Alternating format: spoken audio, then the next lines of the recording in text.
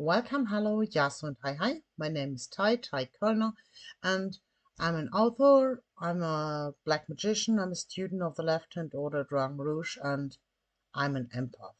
So, also that's why today's topic is what is love? Seen from a magician's perspective. So, most people see the word love as something very from a worldly perspective. They they connect it to children, to living together, to building a family. So very often it is connected to a core of procreation. So driven by procreation. One thing about before I start into my thesis is I am a student of the magical order Dragon Rouge, the left-hand order Dragon Rouge, but I am a student. I'm not a representative. So my opinion does not necessarily be the same than the opinion of the order. And also I'm not a speaker for. So if you want to know something, you find a link down below to the webpage. But here, everything I am telling is just my reflection through my empath gift and also through my magical work. So, what is love? Starting simple, love is an idea because when love is rising, it's basically two Kundalini streams crossing. Okay, maybe that's not that simple. Let's do it a little more simple. When your energy body gets into contact with the energy body of somebody else, and if you don't have a contrary energy body, then you will start to merge the energies. So while you start merging the energies, a part of the other is entering your energy body, and a part of your energy body is entering the other one. Yeah, sounds like sex and feels like this, but it is just the energy body. Causing this, you you see a part of yourself within the other. And while you see a part of yourself in the other one, it is like recognizing yourself.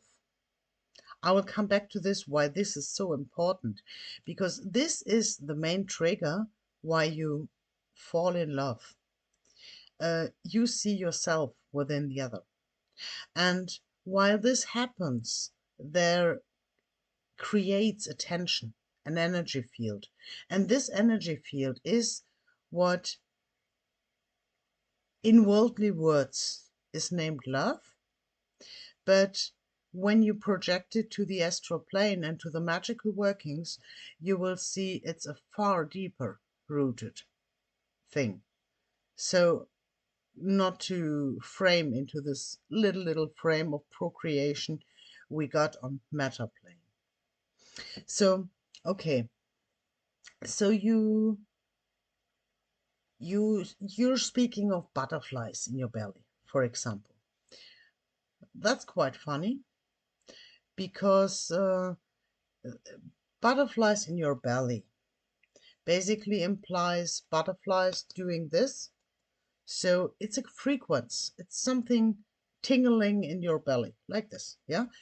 Okay. So, and the belly is, of course, hosting the Manipura chakra.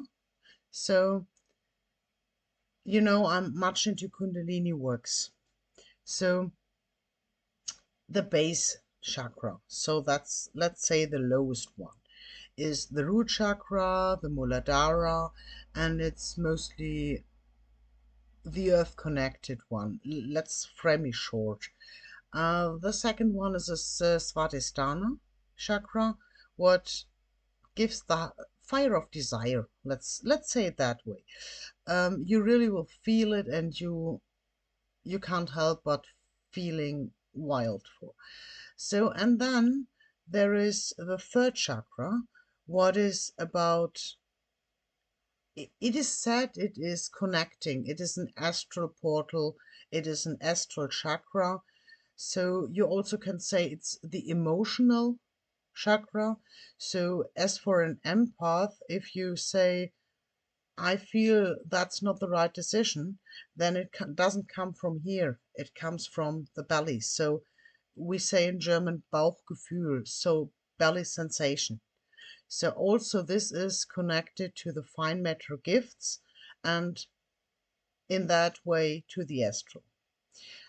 This is something what is interesting when it comes to workings on non-matter plane or non-material plane. So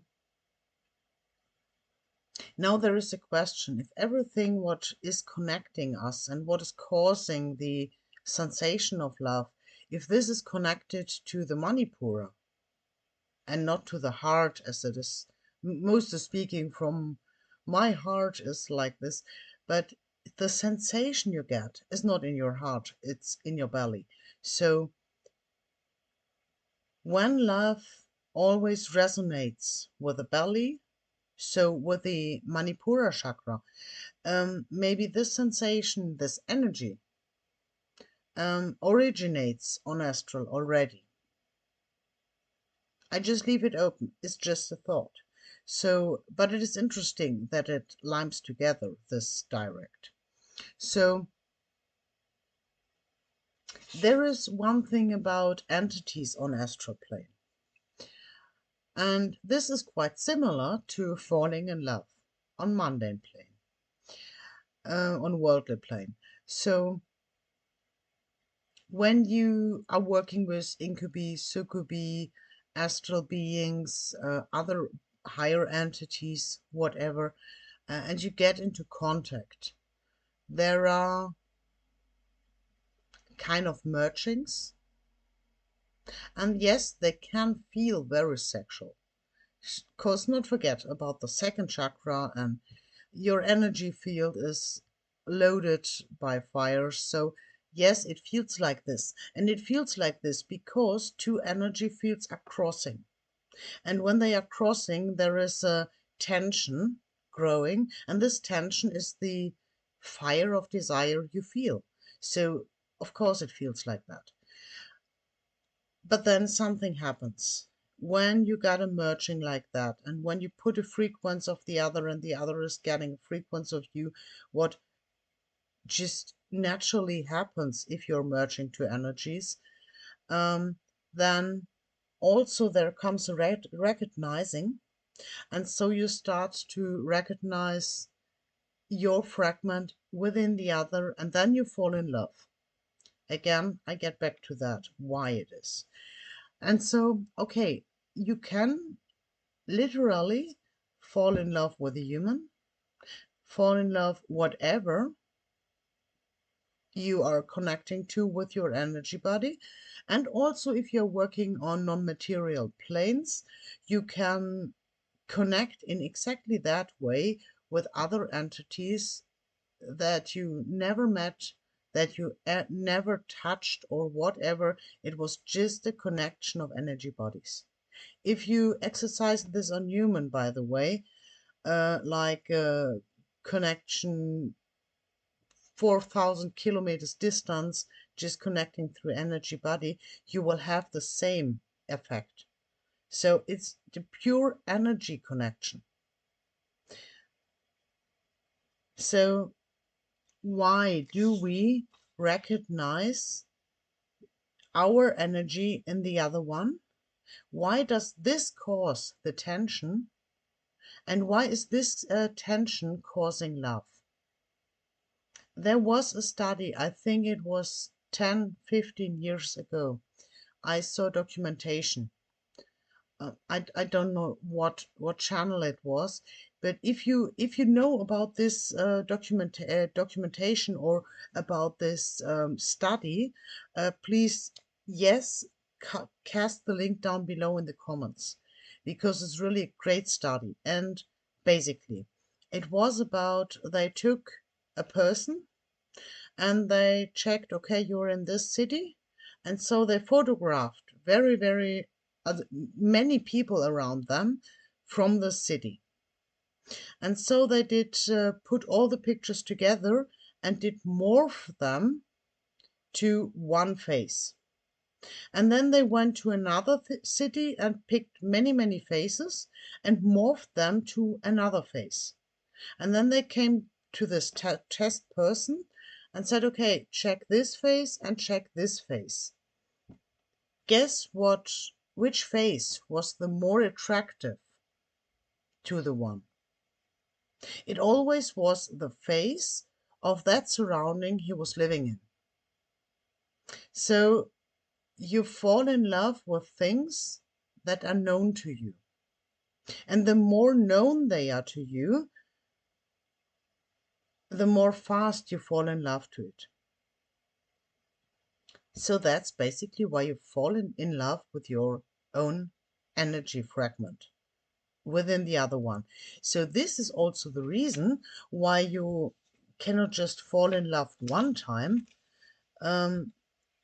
Generally speaking, there is no border how many entities or astral beings or human you feel love for.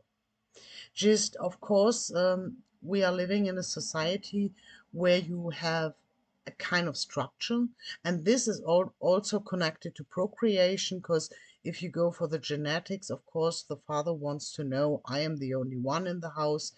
And of course, if you have a female, doesn't matter if it is human or an animal, whatever. Of course, you want to make sure to have kids which are healthy. Just let's put it that way. So there is procreation influencing this, but we are energy beings in a shell. So this energy itself can fall in love, borderless, endless, and even interdimensional, sorry. Um, and when it comes to social rules, then it gets a cut, because then you have procreation and material plane and however. So this is the only border we set by our bodies. So that's all. As for my understanding, love is simply a frequency. So on the other side, if you understand how this frequency is coming to birth and how this frequency is created or directed, then you are doing magic. Because magic is nothing else than a science of how to use this energy, as for my opinion. So when we now got for this energy exchange, you can try your best, but the more you work, you eventually fall in love. And that's totally normal. There is just one thing one has to remember. It is just a tension of energy created by a fragment you recognized on the other one. So hey, be happy to be loved, to be in love, but it is just an energy. Getting deeper in a few minutes. So, okay, so what are the roots? Um, the roots can be older entities or previous lives. So for example, you meet somebody, and this someone is like, wow, love from a first gaze. Yeah, this can happen. And if this happens, it's mostly that you see something and this is resonating to you, and it is resonating to you because you already know it from the past or from a previous life or an entity you did work with. maybe unconsciously, so you remember it, and this remembering causing love. Um, okay, this I already told to you. Yeah, this brings another topic. Exactly, this is what I wanted to say as well. If you think about love as an energy field, and if you remember that you also can be totally non-material, just as an energy body contacting an energy body in maybe a totally different dimension, and you still feel a connection of love, then one could say that the force itself, where we originate from, we also fall in love with. Because we are a fragment of this force, and this force is our roots. So whatever we see there, there is a fragment we recognize. So the force itself, as the Gnostics say, the darkness or the primal chaos, whatever, um, is love. And a dear brother, Dr. Thomas Carlson, did put it very, very short and cool that dragon is love. Seen from this point, it totally makes sense. So now there are 2 points to see what is love. It's one, the procreation thing, the mundane life, the material way, how to secure a material survival of humankind, of animals, of whatever. And there is another point of the energy life, so of the contact of energy bodies that unavoidable will connect in a borderless and in an eternal a non-human way of love. So that's about the energetically point. It is wonderful. Love in a matter plane case is a wonderful thing. So enjoy it, and enjoy it the deepest, because it is unique. Love in a material plane way is unique. You only can do it in your body. If you're traveling, you got no body, you got no fleshly love, and so that's really unique. It's not by accident that mythology is telling about fallen angels coming down to earth, or gods in other religions falling down to earth, mating with humankind's people. It is unique to have a flesh body, so enjoy it. So, seen as an empath and as a magician, um, love is not just energy. It is not just a tension between two energy bodies.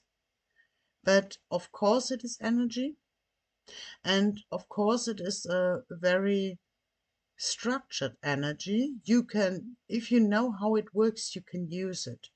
And you can use it to get connections into dimensions you never would read. You can even connect to pre-lives. So love is a sensation, is an idea, and is a tool to your own development to get further on in exchange. Then sometimes, in a worldly way, you get so-called haters. Just for an ending of this, haters do not really hate you. The most haters really adore your work, but unfortunately they are not able to do the same, or they cannot afford your work, or cannot accept before themselves that you're really good work doing.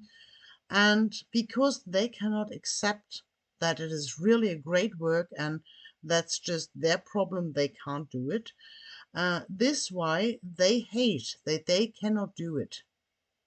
And not in hating that they cannot do it as you do. So loving your work but hating that they cannot do it gives this hater syndrome on you.